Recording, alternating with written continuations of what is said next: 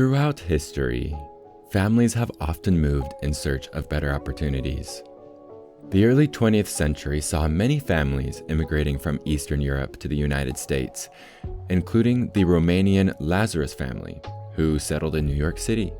New York was a popular destination due to its bustling economy and diverse population. In 1921, Benjamin Lazrus, along with his brothers Oscar and Ralph, founded the Benrus Watch Company, leveraging the city's vibrant commercial environment.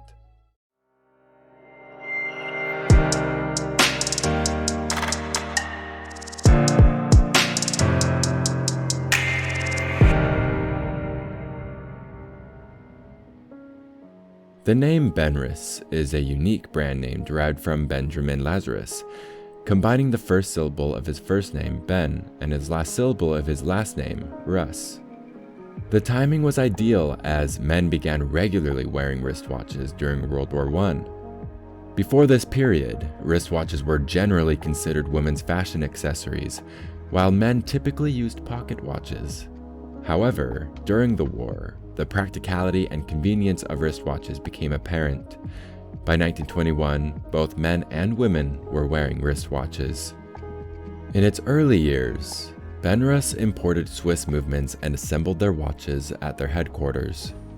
This approach allowed them to offer reliable and stylish watches while leveraging the prestige associated with Swiss watch movements.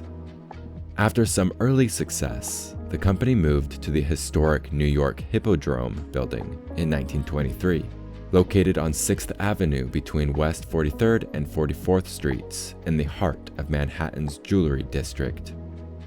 By World War II, Benrus had established a strong reputation for quality and reliability, which helped them secure U.S. military contracts. They produced robust, water-resistant, and easy-to-read watches, complete with luminous dials and hands for nighttime visibility, that met the stringent specifications required by the military. The Benrus Sky Chief was first launched in 1940 and quickly became one of the brand's most famous chronographs, tailored to meet the needs of pilots. The Sky Chief was widely used in the aviation industry and was often called the official watch of famous airlines during the 1940s and 1950s.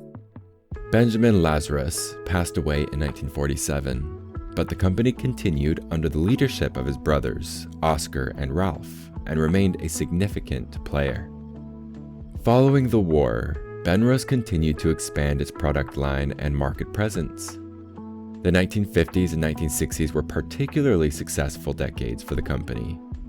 The dial-o-rama, introduced in 1957, featured a unique jump hour mechanism with a small aperture displaying the time, making it a distinctive and collectible model.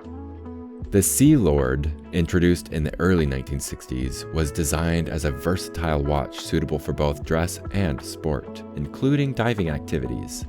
It became one of Benrus's most popular models. The Type 1 and Type 2, which were issued to the military during the Vietnam War, are prized for their rugged design and historical significance. The wrist alarm analog was introduced in 1963 and recognized as one of the first wristwatches to feature an alarm function. Several famous individuals have been known to wear Benrus watches, contributing to the brand's iconic status. Charles Lindbergh, the famous aviator, was one of the early celebrities to endorse Benrus in the 1920s, when advertisements featured Lindbergh wearing a Benrus tank watch.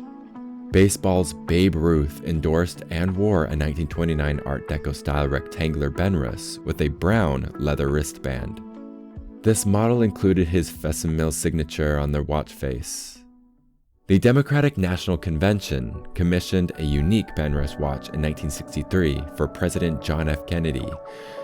This 14K gold self-winding watch with the inscription, "To our President, JFK," on the back holds significant historical value.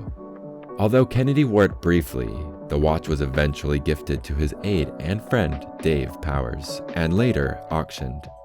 Steve McQueen, the legendary actor, wore a Benrus Series 3061 military-style watch in the 1968 film Bullet, which also became highly collectible.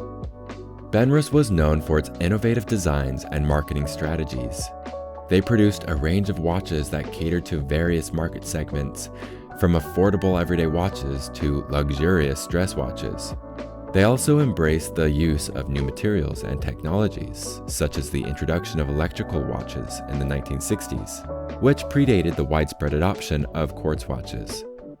Ralph Lazarus died in 1960, and Oscar took full control of the Benrus Watch Company, having bought out his brother's shares earlier in the 1950s. Oscar continued to run the company until he sold it to Victor Kiam, known for his leadership of Remington razors in 1967. The 1970s brought significant challenges to the watch industry with the advent of quartz technology, which revolutionized timekeeping but also led to a decline in the demand for mechanical watches. Benrus, like many traditional watchmakers, struggled to adapt to this new landscape and eventually filed for bankruptcy in 1977. After the bankruptcy, Benrus was sold to the Hampton Watch Company. They attempted to revive the Benrus brand with some success, but it was short-lived. The company passed through several more hands and ownership structures over the following decades, but the brand struggled to regain its former prominence.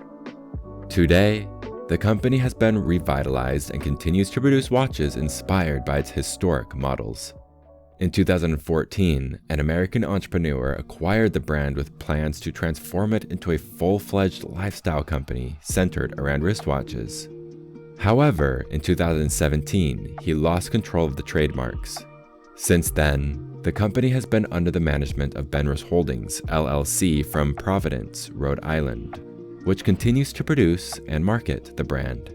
With a focus on reviving its heritage, the company has relaunched several of its classic models, maintaining the original design's charm while incorporating modern watchmaking techniques that continue to appeal to watch enthusiasts and collectors worldwide.